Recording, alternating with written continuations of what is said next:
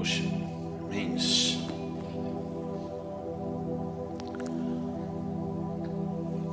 a tool to demolish yourself.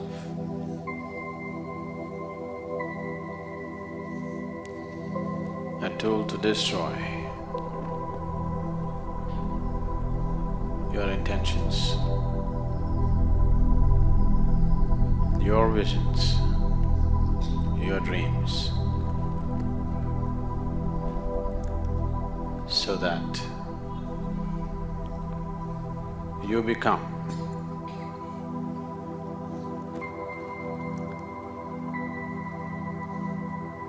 not a tiny little creature,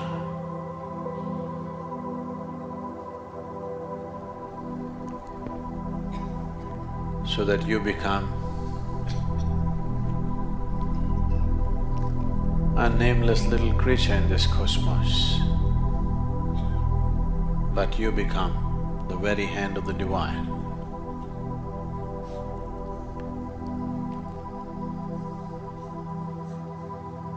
Devotion is not a deal that you make. Too much deal-making is happening in the name of devotion. Deal makers and devotees are two different people. One belongs to the marketplace, another belongs to the Divine. They're two different worlds altogether.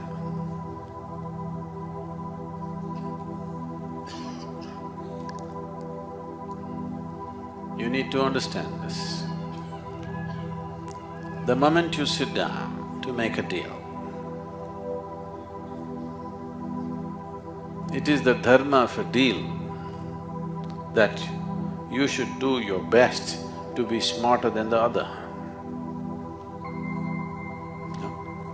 You don't want to make a dumb deal, do you want to? When you sit down to make a deal, you want to be smarter than the other. If you take this attitude with the Divine, you have lost before you start. You sit with the existence like this, you sit with your guru like this, you lost even before you started. You don't have to run the race, you anyway lost. You cannot win.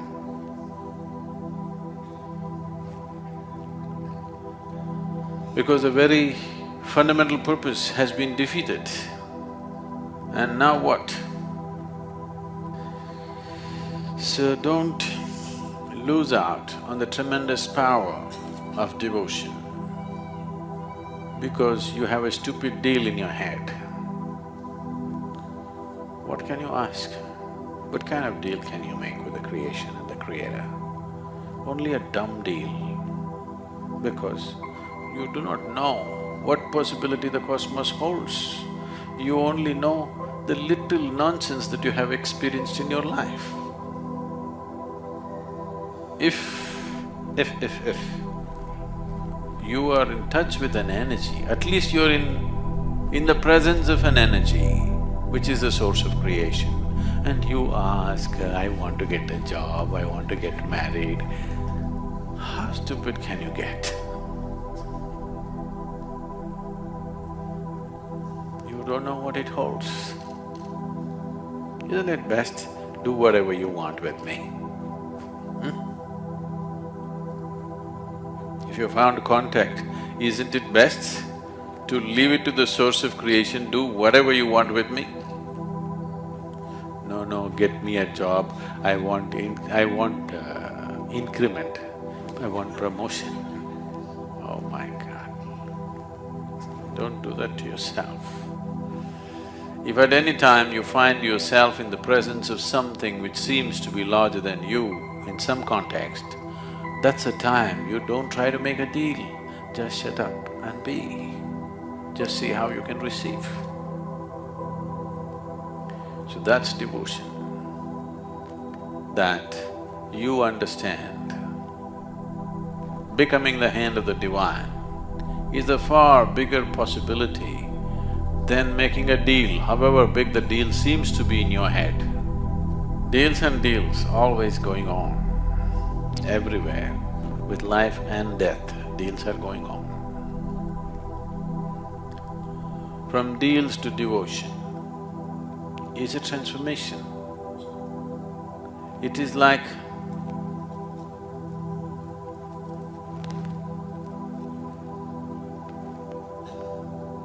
if I give you filth, will you give me something fragrant and wonderful? No. If I give you filth, you will want to give me more filth.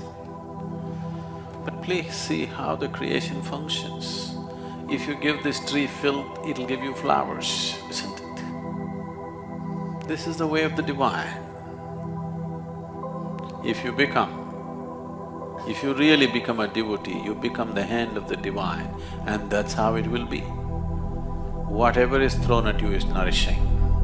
Whatever comes your way is wonderful for you, because whatever comes, you know how to transform it into something beautiful. That's devotion. Deal means you want to get the flowers, you want to give the filth to somebody else. If you do that deal, after that, you will get excluded, isn't it? You will get excluded from any group of people, or ultimately you will get excluded from the way the creation is happening. When we say yoga, we are talking about a union. A union means that you don't exist here as a creature by yourself.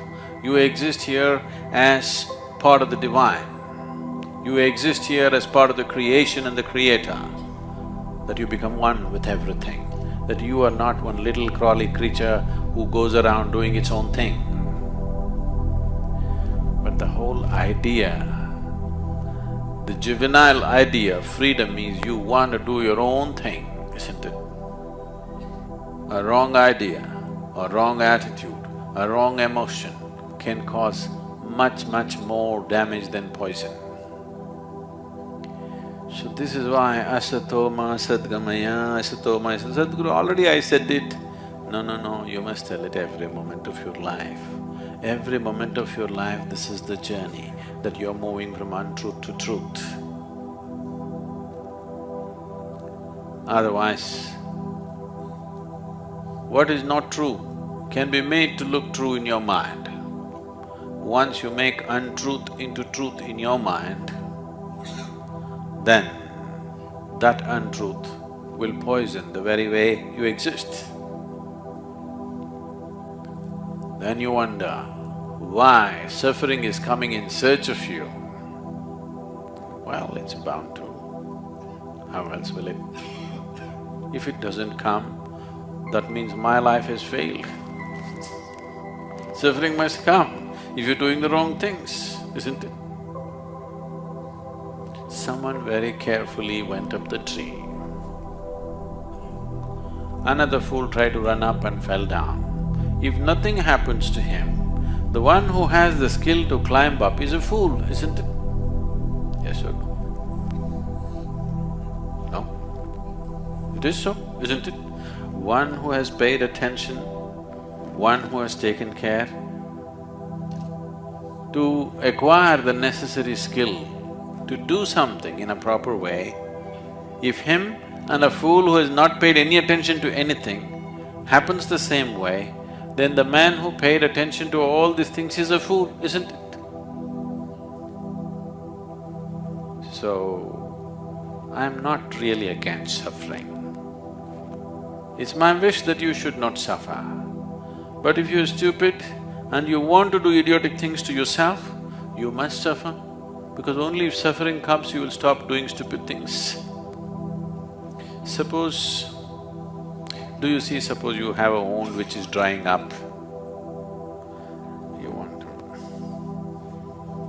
huh? Padringdani? Padringdani?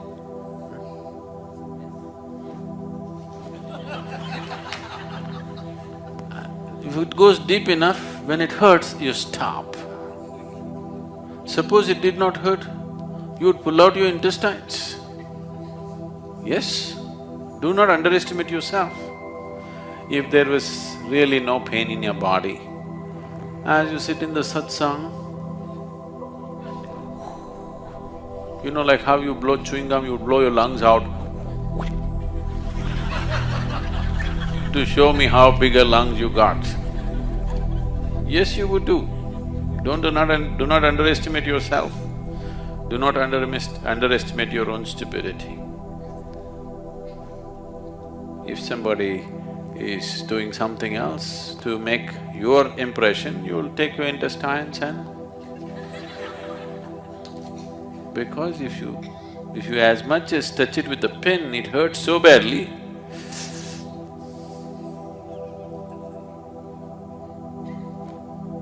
Wherever you do not know the pain, you do not know the pain of a tree, you do not know the pain of an animal, you do not know the pain of other things, all those things you're chopping, isn't it? Only this one you know, so you're preserving. So, it is fine, you're doing good. At least you know this much. It just has to expand, that's all. Now, because you know the pain of what this is, you're keeping this well. If you just begin to feel the pain of the mountain, you would keep the mountain well. If you understand the pain of the cosmos, you would keep everything well, isn't it? That is what yoga means, union. That everything has become a part of you. And devotion is that dimension which will obliterate the boundaries between what is you and what is not you very effortlessly.